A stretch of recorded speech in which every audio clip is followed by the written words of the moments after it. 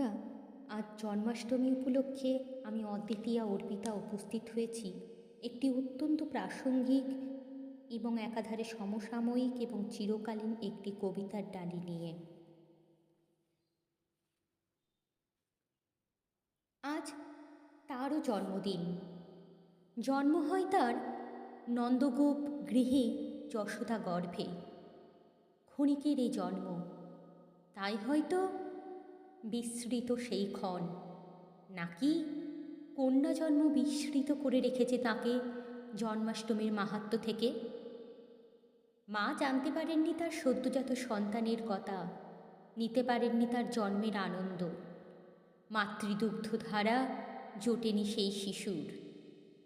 সেই রাতে পিতা তাকে তুলে দেয় অপরিচিত হাতে, যে হাত তাকে নিয়ে যায় এক পুত্র সন্তানের বিনিময়ে।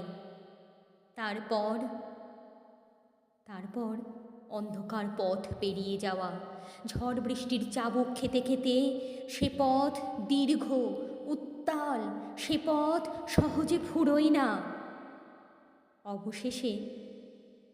অবশেষে প্রাচীন কারাগারে এক বিষণ্ণ কোণ, দুর্বৃত্তের পদশব্দ, তীব্র আর্তনাদের মধ্যে কঠিন বজ্রমুষ্টির ভয়ানক ক্ষিপ্রতা, আর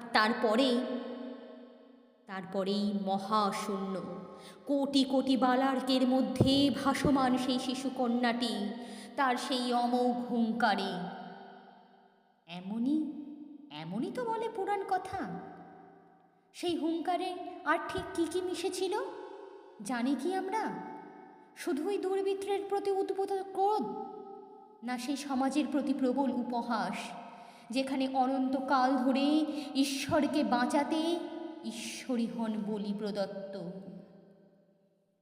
যে কন্যা কংসের হাত থেকে মহাশূন্যে মিলিয়ে গিয়েছিল, যুগে যুগে সেই কন্যাই আছড়ে পড়ে মৃত্যুর কোলে, হয় রুক্ষ পাথরের বুকে, নয় মাতৃজঠরে, নয়তো দুধের মধ্যে ডুবে।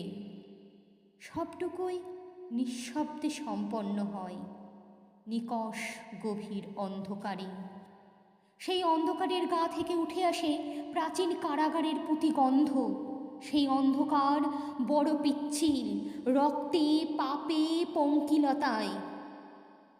তারপরেও কন্যা জন্ম নেয়, বারে বারে জন্ম নেয় সেই ভয়ানক ক্ষণের অপেক্ষায়, যে ক্ষণে দুর্বৃত্তের হাত থেকে ধূমকেতুর মতো উড়ে যাবে সে অন্তরিক্ষে, চৌচির করে দিয়ে সমস্ত নক্ষত্র, জ্যোতিষ্ক, জ্যোতির্কণাদের অগ্নিবৃষ্টির মধ্যস্থলে দাঁড়িয়ে সেই কন্যা, সেই মহামায়া, মহামেধা রণহুঙ্কারে বলে উঠবে, শুনে রাখো ঘাতকের দল, প্রতি কন্যার মৃত্যু আসলে এক সুতীব্র জাগরণ, জন্মের সূচনা।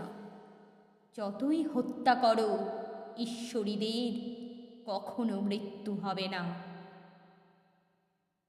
আজ জন্মাষ্টমী, সেই অজেয় অমরত্বেরও জন্মদিন। আজ জন্মাষ্টমী, সেই অজেয় অমরত্বেরও